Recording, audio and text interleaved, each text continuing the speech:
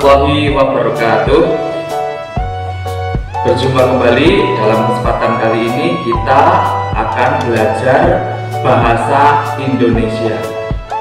Tidak terasa bahasa Indonesia kita di kelas 4 sudah sampai di tema 5. Di tema 5 ini nanti kita akan membahas tentang salah satunya adalah menggali pengetahuan baru terkait yang ada di dalam teks non-fiksi. Nanti juga akan kita bahas tentang cara menyampaikan pengetahuan baru yang terdapat di sebuah teks non-fiksi dengan tulisan atau dengan bahasa kita sendiri. Untuk lebih jelasnya tentang apa itu teks non-fiksi, apa saja contoh-contohnya, dan bagaimana cara kita menggali informasi di dalam teks non-fiksi tersebut, marilah kita simak video pembelajaran berikut ini. Di tema 5 ini, bahasa Indonesia yang akan kita bahas adalah menggali pengetahuan baru yang terdapat pada teks non-fiksi dan menyampaikan pengetahuan baru dari teks non-fiksi ke dalam tulisan dengan bahasa sendiri. Marilah kita simak materi berikut ini. Yang pertama, teks non-fiksi. Teks non-fiksi adalah karangan yang dibuat atas dasar fakta atau hal yang benar-benar terjadi dalam kehidupan sehari-hari. Teks non-fiksi merupakan sebuah karangan yang dihasilkan dalam bentuk cerita nyata atau cerita kehidupan sehari-hari yang dituliskan menjadi sebuah cerita yang bersifat informatif. Ciri-ciri teks non-fiksi yang pertama adalah memiliki ide yang ditulis secara jelas dan logis serta sistematis. Yang kedua, mengandung informasi yang sesuai dengan fakta. Yang ketiga, bertujuan jelas. Salah satu contoh dari teks non-fiksi adalah buku biografi tentang tokoh pahlawan atau tokoh inspiratif lainnya dan cerita-cerita sejarah. Salah satu langkah yang pertama adalah menjawab pertanyaan berdasarkan teks bacaan. Untuk dapat menjawab pertanyaan dengan benar dan tepat, kita harus memahami isi bacaan dengan cara menemukan semua informasi penting di dalam bacaan. Informasi adalah sekumpulan data atau fakta yang diolah sehingga memiliki arti dan dapat dipahami oleh pembaca.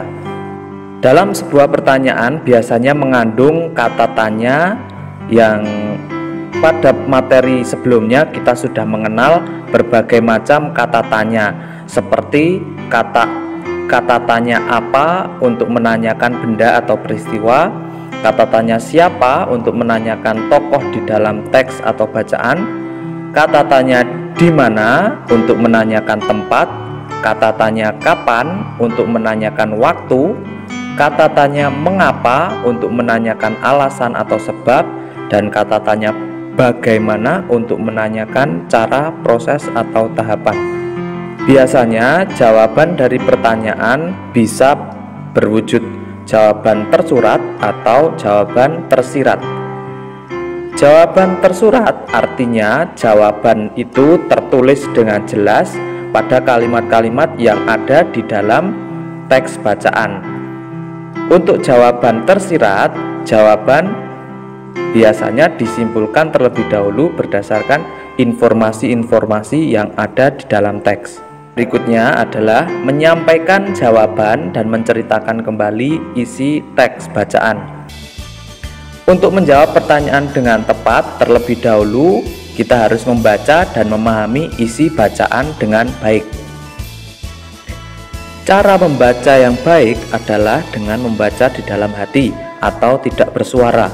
Dengan membaca di dalam hati, kita dapat lebih cermat mencari hal-hal penting di dalam teks tersebut, serta menjawab pertanyaan yang diberikan. Yang selanjutnya adalah menceritakan kembali.